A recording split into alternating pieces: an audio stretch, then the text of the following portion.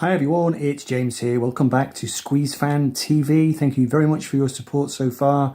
Nearly at 20 subscribers now, which is fantastic after only a few days. So please keep it up. If you discover this channel and you enjoy it, please do click to subscribe and like the video and leave a comment, all that good stuff. And please do share the video as well. If the mood takes you. So today we're going to do another, well, I'm going to call it from now on Song of the Day. I've not called it that so far, but I think I will from now on. And I thought it was time we looked at a track from the great Play album from 1991, I think, wasn't it? Great album. Bit of a tragic story really as to how it was just a complete flop.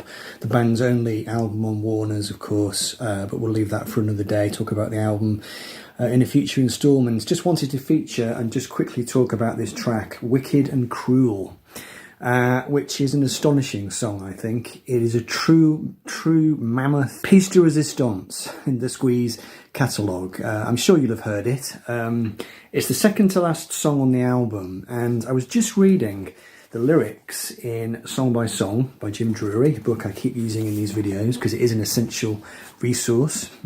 And I couldn't believe how short the lyric is. It starts there and just, goes down to there, because when you listen to the song, it just seems so epic. And I think it's because the musical backing is so massively epic.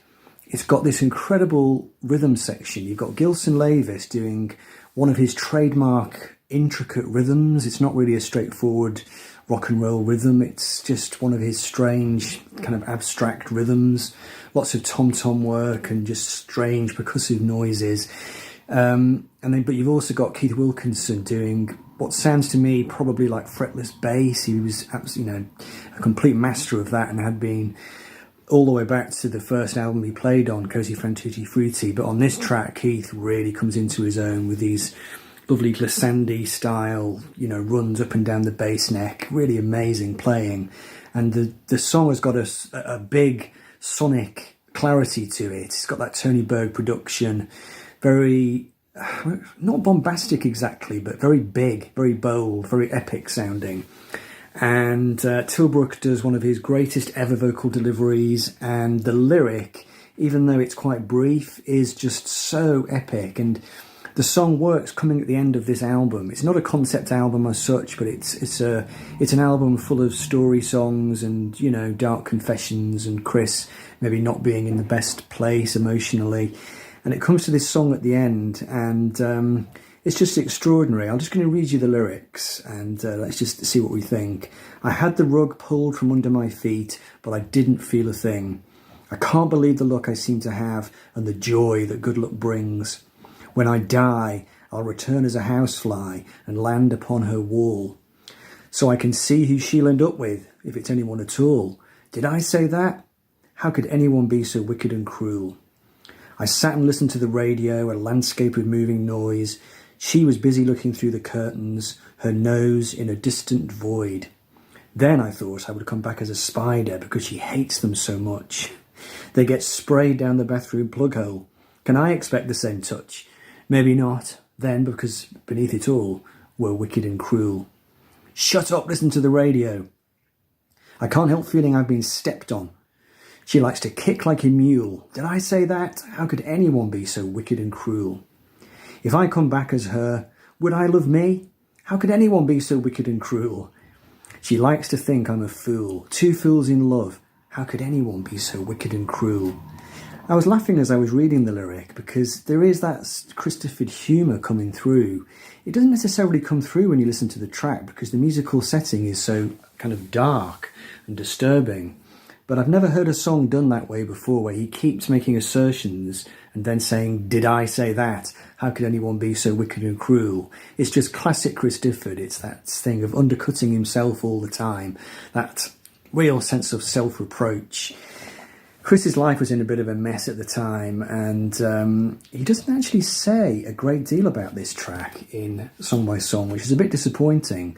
He just says everything was spot on in the production. There was no margin for error like there had been on Frank.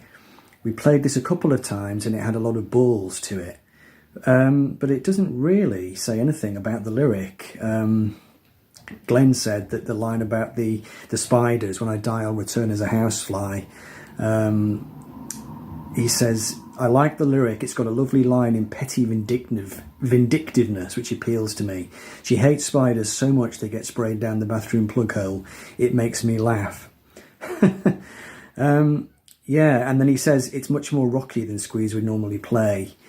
And then he says an interesting thing, actually. The drum part does not exactly go along with the flow, possibly because Gilson was playing another song when he recorded that track. I'd forgotten that.